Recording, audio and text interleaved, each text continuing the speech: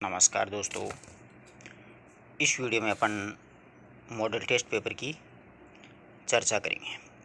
देखिए, पीछे model test paper अपन ने शुरू किया था तो उसमें क्या था कि विद्यार्थियों को दिखाई नहीं दे रहा था, फ़ॉन्ट की प्रॉब्लम थी। तो अब आपको आराम से हर एक चीज़ दिखाई दे रही है, कोई समस्या नहीं होनी चाहिए। तो पहला प्रश्न आप मूल्यांकन कीजिए अपना साथ साथ में कि पुष्य दंत की रचना का नाम बताएं। यानी कौन सी रचना पुष्य दंत की है। पौमचर्यो, आई थिंक ऐसे भी प्रश्नों के उत्तर निकाल लेना कि ये तो इनकी नहीं है। जसहरचर्यु, ये इनकी है, समझ रहे हो बात को। भविष्य कथा धनपाल की है। उपयुक्त सभी, ये तो है नहीं। तो ये दो तीन कट गए, तो एक नंबर, ये जो 2 नंबर ऑप्शन है जसहरचर्यु, ये किसकी रचना है? पुष्यदंत की है। यह पुष्यदंत का समय ध्यान रखिएगा 10वीं शताब्दी माना जाता है। महापुराण इनकी प्रसिद्ध रचना का नाम है। इनको बाखा की जड़ भी कहा जाता है। और भोलाशंकर व्यास हैं, उन्होंने इनको बाखा की जड़ कहा। और दूसरी बात, अभिमान मेरु के नाम से भी ये प्रसिद्ध हैं। ठीक है, सही उत्तर अपना क्या हो जाएगा? जसहरचर्यु। पुष्यदंत का समय पता चल गया, 10वीं शताब्दी, महापुराण प्रसिद्ध रचना, इसमें 63 महापुरुषों का वर्णन है। नेक्स्ट अपना प्रश्न है कि सिद्धों की रचनाओं को किस नाम से पुकारा जाता है। बहुत ही अच्छा प्रश्न है और कई बार इस प्रकार के प्रश्न वो परीक्षा में पूछे भी जाते हैं। तो देखिएगा, सिद्धों की रचनाओं को सिद्ध गीत, चर्या गीत, बोध गीत, उपयुक्त सभी। अब चर्या पद भी सुना हुआ है, चर्या गीत भी सुना हुआ है, सिद्ध अब समझ में नहीं आ रहा, इसका उत्तर करें तो करें क्या। तो ध्यान रखिएगा, सिद्धों की जो रचनाएं हैं उनको चर्या गीत के नाम से जाना जाता है। किस नाम से जाना जाता है? चर्या गीत।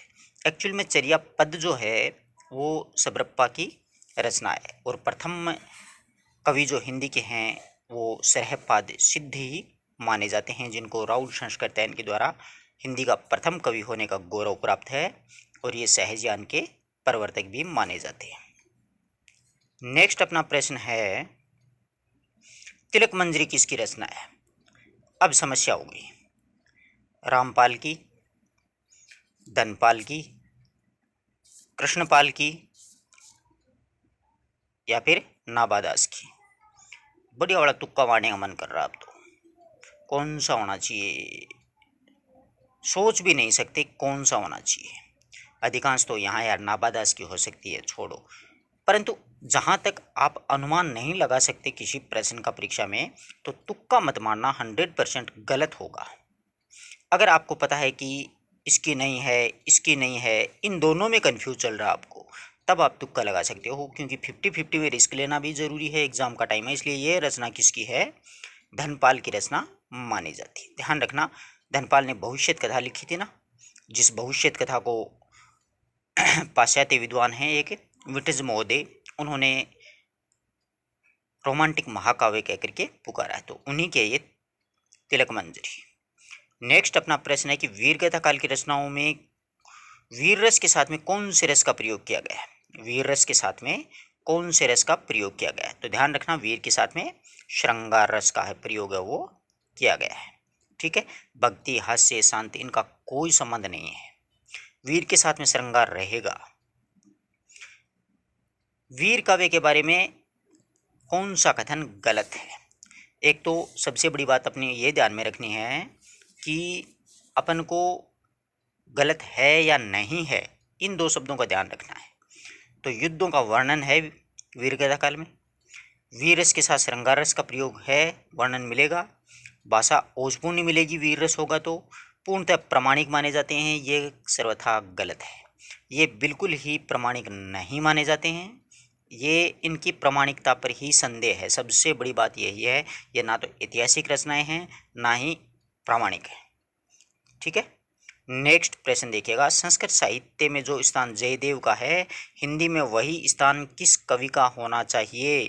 तो आराम से कर देना, जयदेव का जो गीत गोविंद है उसका अनुकरण है वो महाशय ने सबसे पहले अपने हिंदी साहित्य में किसने किया था?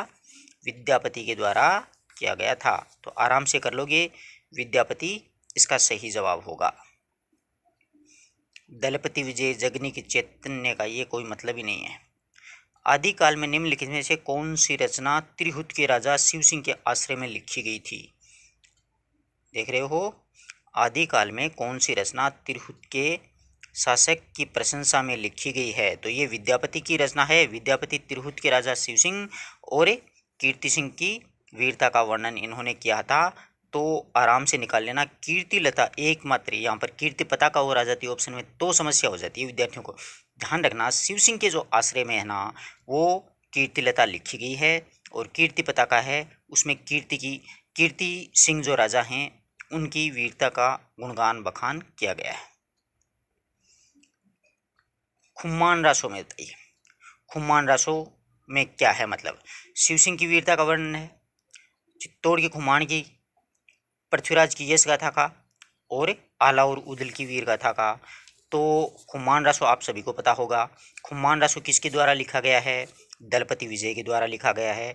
और ये चित्तौड़ के शासक खुम्मान और बगदाद के खलीफा थे अलमामू, उनकी युद्धों का सजीव वर्णन इसमें मिलता है। इसका मतलब है सही उत्तर क्या हो जाएगा?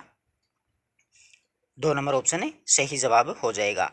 अब शिव सिंह की वीरता तो वो आपको भी बताया था कीर्तिलता में, और आला और उदल ये परमाल रासो है ही। परमाल रासो को ध्यान रखना, सबसे पहले है वो चार्ल्स इलियट थे, एक विदेशी विद्वान, उन्होंने आलय खंड नाम से प्रकाशित करवाया था, लेकिन बाबू श्याम सुंदर दास ने इसे परमाल रासो नाम दिया है। और अंग्रेजी में परमाल रासो का अनुवाद है वो वाटरफील्ड नाम करके एक विद्वान हुए थे, उन्होंने किया था। शुक्ल ने इनको सिर्फ गूंज मात्र कहा। ये बरसात के दिनों में गाया जाता है, श्रावण मास में, और बेसवाड़ा है, बुंदेलखंड है, उस क्षेत्र में गाया जाता है। बहुत ही अच्छा और बहुत ही प्यारा और बहुत ही शानदार प्रश्न आपके सामने आया है कि हिंदी साहित्य में नींव का पत्थर किस हिंदी साहित्य इतिहास को कहा जाता है? तो ध्यान रखना, हिंदी साहित्य में नींव का पत्थर है वो the modern vernacular literature of Hindustan, इसको कहा जाता है। और ये जो ग्रंथ है वो जॉर्ज अब्राहम ग्रियर्सन के द्वारा 1888 में लिखा गया था। इसका प्रकाशन 1889 ईस्वी में हुआ था। ये the Royal Asiatic Society of Bengal की पत्रिका के विशेषांक के रूप में प्रकाशित हुआ था, यानी लोगों के सामने आया था। मूलतः ये अंग्रेजी भाषा में लिखा गया है। The modern vernacular literature of Hindustan Hindi के ध्येयताओं की दृष्टि से केंद्र बिंदु नहीं बन सका। इसके पीछे मतलब रीजन क्या है? ये मुख्य ग्रंथ क्यों नहीं बन सका? क्योंकि ये शिव सिंह सरोज के आधार पर लिखा गया? बिल्कुल नहीं। दूसरा है, इसमें साहित्य के विकास क्रम का सही निर्धारण नहीं है? बिल्कुल नहीं। इसमें व्याकरण अशुद्धियाँ? बिल्कुल नहीं। ये अंग्रेजी भाषा में लिखा गया, रीजन यही है, वरना शिव सिंह सरोज से बेटर ये हिंदी साहित्य का इतिहास था। ठीक है, अंग्रेजी में है। आदिकालीन साहित्य के संबंध में कौन सा कथन सत्य है? अब देखो, सत्य पूछा है। आदिकालीन साहित्य शुद्ध अपभ्रंश में लिखा गया है, आदिकालीन साहित्य शुद्ध हिंदी में लिखा गया है, आदिकालीन साहित्य अपभ्रंश भाष हिंदी में लिखा गया है, और आदिकालीन साहित्य शुद्ध प्राकृत में लिखा गया है।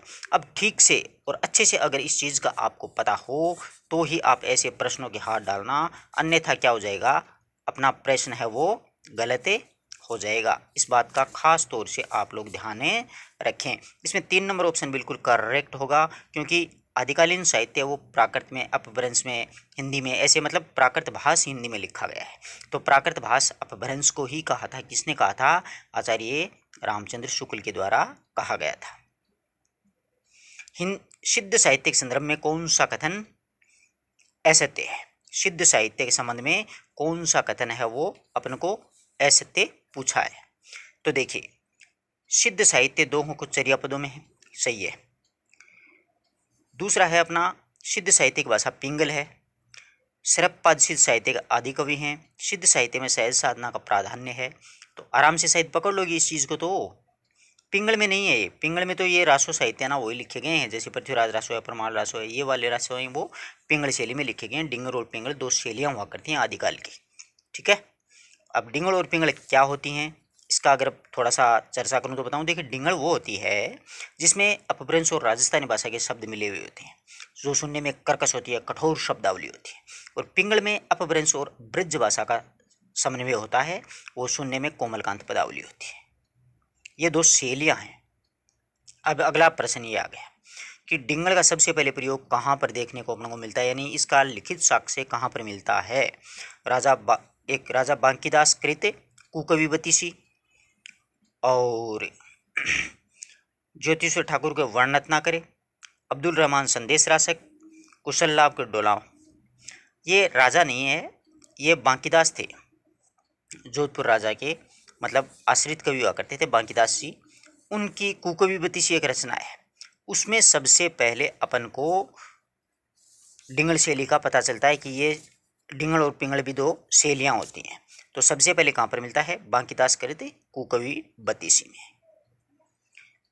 हजारी प्रसाद द्विवेदी ने भक्ति साहित्य से वास्तविक हिंदी साहित्य का आरंभ माना, क्योंकि यानी क्या कारण था, क्यों माना, क्योंकि आदिकाल से लेकर भक्ति काल तक की रचनाएं पुरानी हिंदी में मिलती हैं, नहीं।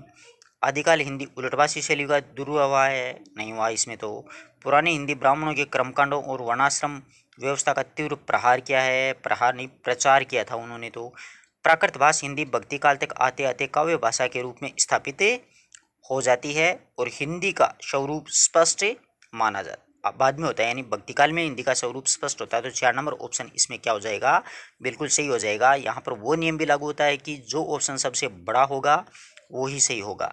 हालांकि ये सभी जगह नियम लागू नहीं होता है, कहीं कहीं होता है, यहाँ पर सही है। आदिकालीन कृतियों को नोटिस मात्र कौन सी रचनाओं को कहा।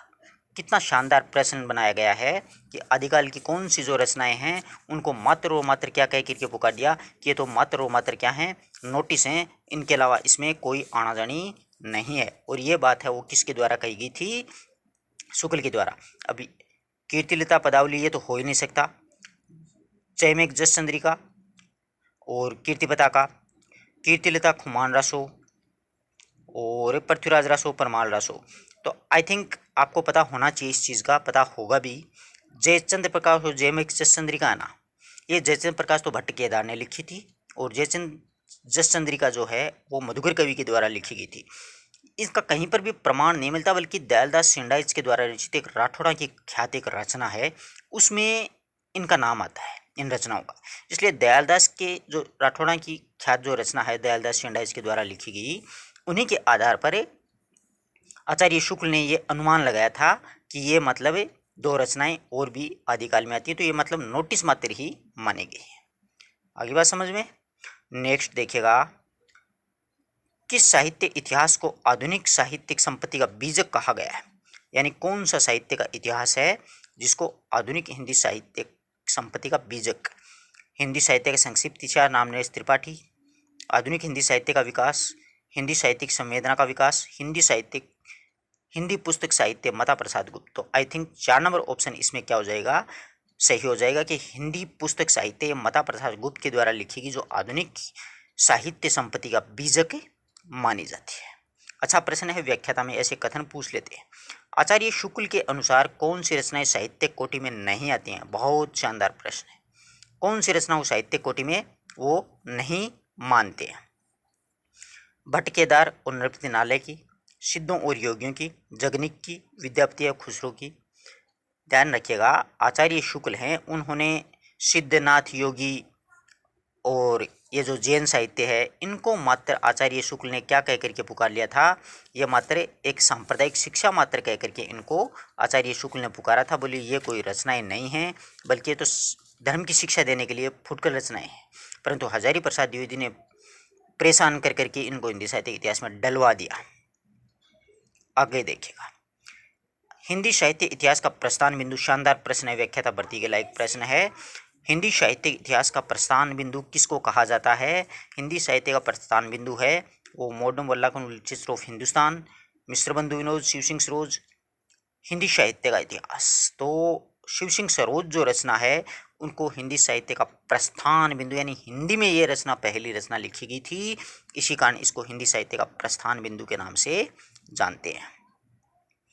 सारंगधर के द्वारा रचित कौन सी रचना, आराम से कर लोगे, आलेखंड।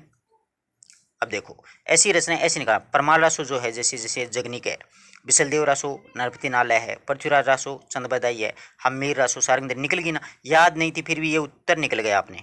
ये दो तीन याद होती हैं तो जो याद नहीं होता उसका उत्तर यूँ निकल जाता है कि यार यही होनी चाहिए, लास्ट में यही बची है। समझ गए बात को। नेक्स्ट देखिएगा, ढोला मारू की दुआ तो आराम से कर लोगे आप लोग। ये जो ढोला मारू दुआ है इसके रचनाकार कौन है, मतलब इसको किसके द्वारा लिखा गया है। तो ध्यान रखिएगा, कल्लोल है, नरोत्तम स्वामी, जयमंक, जगनिक।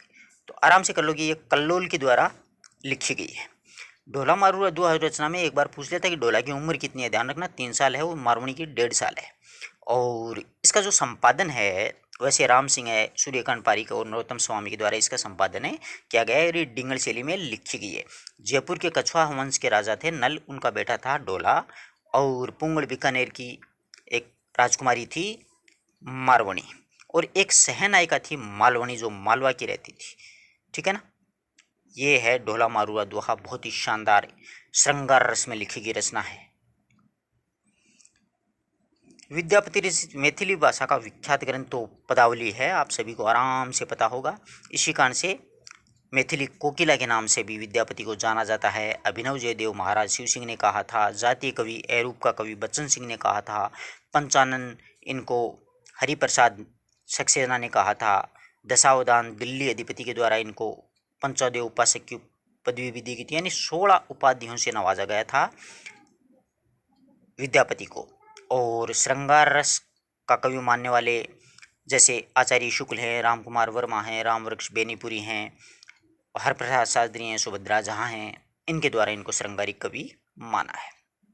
वीरगाथा काल की रचना संदेश रासक जो है उसके रचयिता कौन है।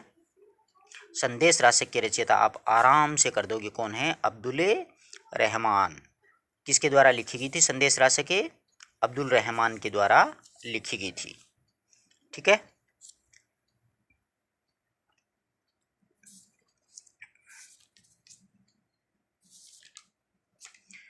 ये जो संदेश रासक रचना है अब्दुल रहमान के द्वारा लिखी गई, ये ध्यान रखिएगा पहला धर्मोत्तर ग्रंथ माना जाता है इसको, और आदिकाल का इसको मेघदूत भी कहा जाता है। यानी किसी मुस्लिम कवि के द्वारा लिखी गई प्रथम भारतीय रचना है वो संदेश रासक ही मानी जाती है। वैसे ये वियोग रस में लिखी गई, यानी विक्रमपुर की एक वियोगिनी की कथा है, खंड काव्य में लिखा गया है। हिंदी साहित्य के आदिकाल को अपभ्रंश काल किसने कहा, यह है शानदार प्रश्न। तो अच्छे अच्छे इस प्रश्न में फंसेंगे। अब फंसेंगे कैसे वो मैं बताऊंगा आपको। अब ध्यान रखिएगा अपभ्रंश काल किस किस के द्वारा किया गया है। अपभ्रंश काल धीरेन्द्र वर्मा ने कहा है, अपभ्रंश काल बच्चन सिंह ने कहा है, और अपभ्रंश काल चंद्रशर्मा गुल्लेरी के द्वारा भी इसको अपभ्रंश काल की संज्ञा दी गई है। अब एक प्रश्न मैं पूछता हूँ कि हिंदी साहित्य का आदिकाल को आविर्भाव काल किसने कहा। आप कमेंट बॉक्स में लिखिएगा, आपको याद होगा तो अच्छा होगा, नहीं होगा तो बुक से देख करके लिखिएगा, याद हो जाएगा। आदिकालीन काव्य धारा में उपलब्ध नहीं है ऐसे प्रश्न देखो, सिद्ध साहित्य है, जैन साहित्य है, नाथ साहित्य है, ये सिख साहित्य नहीं है, ध्यान रखना। आदिकाल में सिख साहित्य का कहीं पर वर्णन नहीं है। गुरु नानक, अर्जुन देव वगैरह जो है वो भक्ति काल में आते हैं, संत काव्य में, इसलिए सही उत्तर अपना ये हो जाएगा। ऐसे प्रश्न निकाल लिया करो एग्जाम में। अगला है कि शालिभद्र सूरी के द्वारा लिखा गया कौन सी रचना लिखी गई है, भारतेश्वर बाहुबली रास, ये शालिभद्र सूरी के द्वारा लिखी गई रचना है। हिंदी की इसको प्रथम रचना किसने माना है, हिंदी को इसका प्रथम कवि कौन माना है, तो ये गणपति चंद्र गुप्त हैं। उन्होंने हिंदी का प्रथम कवि किसको माना है, शालिभद्र सूरी को माना है। और ये भारतेश्वर बाहुबली रास है, ये 12वीं शताब्दी में लिखी गई रचना है, 205 छंदों में लिखी गई रचना है। इसमें बाहुबली होता है वो भारतेश्वर होता है वो अयोध्या का राजा, और बाहुबली होता है वो तक्षशिला का राजा होता है। और हिंसा वीरता में अंत में वो क्या होता है, जैन साधु से दीक्षित हो जाता है और मोक्ष की प्राप्ति हो जाती है। अब देखिएगा एक दो प्रश्न करते हैं अपन। राहुल संस्कृतैन है, उन्होंने शरभपाद को हिंदी का प्रथम कवि माना। शिव सिंह सरोज ने पुष्य पुंड को प्रथम कवि माना। गणपति चंद्र गुप्त ने शालिभद्र सूरी को, रामकुमार वर्मा ने स्वयंभू को, हजारी प्रसाद द्विवेदी ने अब्दुल रहमान को, बच्चन सिंह ने विद्यापति को, चंद्रशर्मा गुल्लेरी ने मुंज को, आचार्य शुक्ल ने मुंज और भोज को, और सर्वमत कौन सा है, शरभपाद वाला ही माना जाता है। अगर किसी विद्यार्थी के किसी प्रश्न में कोई डाउट है तो आप लोग पूछ सकते हो। इसी प्रकार के प्रश्न अपन करते रहेंगे और आप अपनी तैयारी जारी रखें, लगातार पढ़ते रहें और अपना मूल्यांकन करते रहें। धन्यवाद दोस्तों।